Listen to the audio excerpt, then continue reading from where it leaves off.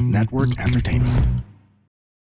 Bakit mo inuulit yung financial mistakes na nagawa ng pamilya mo? Alam mo, gusto ko lang sana maging honest po sa inyo. Itong episode na ito at tanong ko na yan ay hindi para i-judge ka. Itong episode na ito para sabihin sa'yo, this is not only a money problem, this is a deeper problem. Yung parang feeling mo, may mga bagay na matagal mo nang dinadala pero hindi po rin fully napapansin. Kaya, ano nangyari? Pagpagod ka at na-stress ka sa pera, anong ginagawa mo? Bumibili ka. Kahit na gusto mong magtipid pero hindi ka makatipid. At paulit-ulit mo lang ginagawa yung pagkakamali. Kung yan na na-experience mo, baka hindi na to tungkol sa money problems, kundi ito ay patterns na matagal mo nang gustong talagang baguhin. Hi, I'm Chinkitan and you're listening to Chink Positive Podcast, where I aim to equip you to become wealthy and debt-free. Teaching you on how to save, budget, get out of debt, and invest. Let's get into the episode. Welcome to Chink Positive Podcast. Ako po si Chinkitan, your pambansang wealth coach. At today, gusto kitang tanungin sa isang bagay. Napapansin mo ba na minsan, kahit ayaw mo nang maging katulad ng mga nangyari sa past environment na kinalakihan mo, pero parang may parts na paulit-ulit lang. Yung bagay na sasabi ko, paglaki ko, hindi ako magkakaganito. Pero somehow, history repeated itself. Diba? Nako, pag ako, lumaki ako, hindi kami mag-aaway tungkol sa pera ng asawa ko. Pero yan, diba? Anong nangyayari muli? At minsan, napapatanong ka, bakit parang ang hirap baguhin? Gusto niyo malaman bakit? Kasi hindi tayo lumaki lang sa bahay. Lumaki tayo sa tinatawag nating emotional environment. What you saw, what you heard, what you experienced, you will carry it on. It becomes your habit. Diba? Pag yung habit mo ay masamang habit, it gives you tension. Pag may tension, may stress. Kaya nga yung mga palinyang paulit-ulit na, di ba naririnig mo, ay wala tayong pera, mahirap lang tayo. O okay lang umutang, baala na. Importante, basta masaya. Di ba? At habang bata ka, akala mo na normal lang lahat yan. You don't question it, but your family, di ba, practice it. Nagiging normal siya. Pero ang problema, habang tumatanda, unconsciously, dala-dala mo pala yung ganong klaseng pag-iisip. It's part already of your nervous system or your emotional system. Kaya minsan, kahit okay naman ang income mo, parang hindi ka mapalagay, di ba? Ito yung reality. I don't know kung na-experience ito. Nung wala kang pera, takot ka na maghirap. Nung ikaw ay nagkapera, takot ka naman na mawala. Huh? Weird, di ba?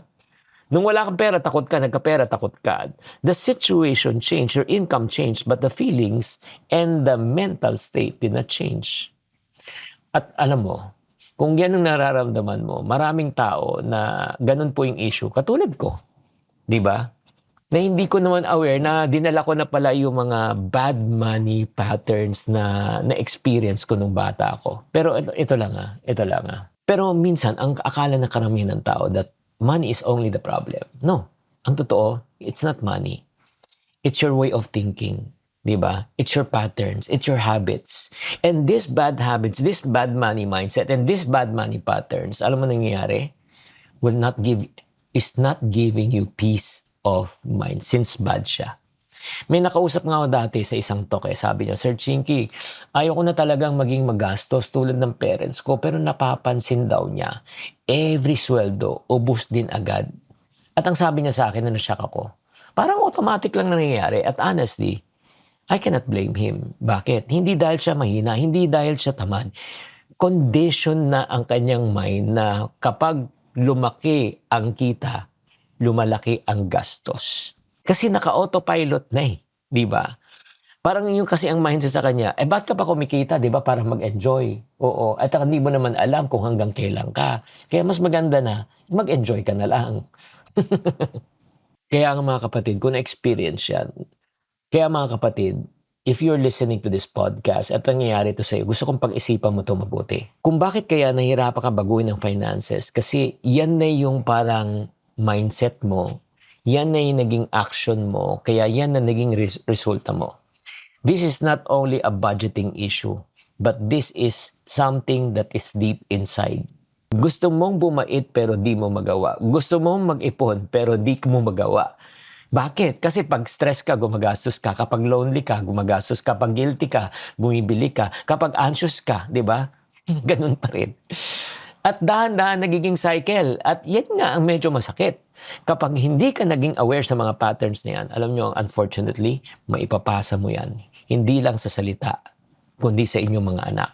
Kung ang kayamanan ay pwedeng ipamana, ganun din ang kahirapan. Ganun din ang mga bad money patterns. At baka balang araw, maririnig mo na rin sa magiging anak mo na pareho rin ang inyong pakiramdam. Ganun din ang kanyang ginagawa. Kaya mga kapatid, itong pinag-uusapan natin, it's not about only your situation right now. We're talking about your future. Your future na ipapamana mo, kung anong papamana mo ng mga habits, ng mga money mindset mo sa iyong magiging anak. Kaya gusto kong sabihin sa iyo clearly, hindi mo kasalanan kung anong paniniwala na ituro sa iyo nung bata ka. Pero, responsibility mo na tapusin itong mga maling mindset at maling money habits na ito. Nagigets mo ba? Yan ba rin ba gustong mong ipamana sa magiging anak mo? Magiging apo mo? And I do believe you don't want that. Pero Chinky, gusto kong magsimula pero hindi ko alam. I'm not yet perfect. Good news, hindi mo kailangan maging perfect. Hindi mo kailangan maging maayos lahat. Ang ang pagbabago sa awareness. Sa pagiging honest sa sarili. Na sinasabi mo, ay okay, I need to think right now. Kaya nga, I want you to think with me. If I'm coaching you right now, I would like you to get a piece of paper and ask yourself, ano yung beliefs mo tungkol sa pera? Oo, money is blank. Is money good or is money evil? Oo, sulat mo rin. Rich people are blank. Rich people are good or rich people are bad? Rich people are greedy or rich people are generous? Diba? Tanungin mo yung sarili mo. Your way of thinking will dictate your way of living. Kaya kung nakita mo, kung ikaw ay mentally unhealthy dahil nga lumalabas sa iyo medyo mga negative, kailangan mo talagang baguhin ang iyong way of thinking. Kapag mas healthy ka mentally, you'll be healthy emotionally at mas magiging healthy din ang mga decisions mo financially. At gusto kong maalala mo to, hindi mo kailangan ulitin lahat na nakita mo noon. Pwede ka ikaw ang pinakauna sa iyong pamilya na puputo sa unhealthy mindset and unhealthy patterns and unhealthy cycle. At baka years from now, yung peace, freedom na pinagdadasal mo ngayon, ikaw na ang gagawa para sa iyong next generation. Kaya mga kapatid, if this podcast episode spoke to you personally, please follow this podcast and share this podcast to someone. Alam mong feeling na pagod, na paulit-ulit na lang yung mga money mistakes, yung parehong cycle at walang pagbabago. And always remember this, change becomes powerful when change starts with you.